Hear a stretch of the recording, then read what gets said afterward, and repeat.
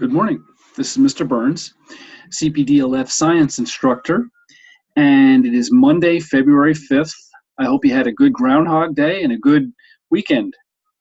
You know, it's amazing to me that we spend millions and millions of dollars and have super sensitive, sophisticated equipment to forecast the weather. Yet we trust this rodent uh, to do that for us. And he's been doing it for centuries. And it's amazing that we trust him so much that we give him a special day to do that, to honor him for doing that. So I bet you'll find that quite amazing too. Also, it's a shame that he said that we're going to have 6 more weeks of winter. I was hoping it would be over soon. I bet you are too. I'm ready for it to be over. But I guess that's what he says, so that's probably what we're going to have. Okay.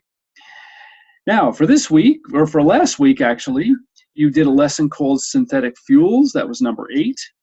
You did a lab, The Energy of an Alternative Fuel Source, number 9. You did Introduction to Nuclear Energy, number 10. And you did a project, Introduction to Nuclear Energy, number 11. Those have been coming in real well. People seem to be interested in the alternative fuel sources, which is great. And also the positives and negatives involved with nuclear energy. I know today we talk a lot about the positives, and they are positives. It doesn't pollute our water, our air, or anything like conventional sources do.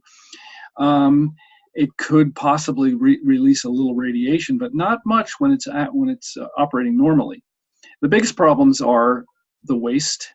Something has to be done with spent nuclear waste after it's used in the reactions, and that's a huge problem. And the other one is the danger.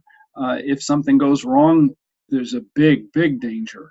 If you remember, I asked you in another reflection question about what was the greatest nuclear disaster at a plant in the 20th or 21st centuries, and you all answered that very well.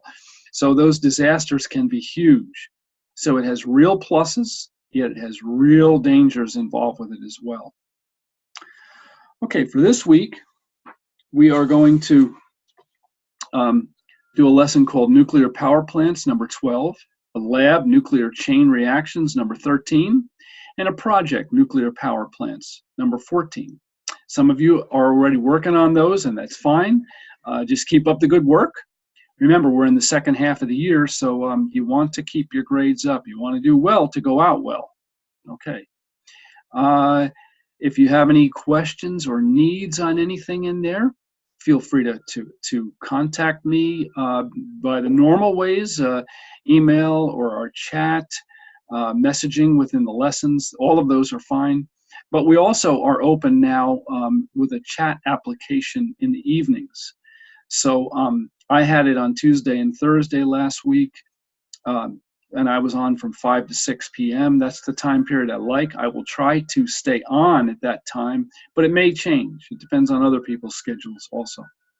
So, but feel free to use that and contact us and get help. Just remember, we are here to help you and we want you to be successful.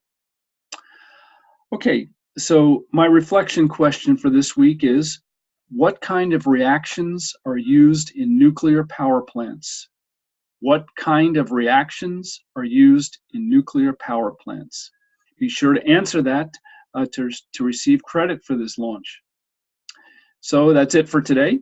Have a great week, and I'm sure we'll be talking again. Bye now.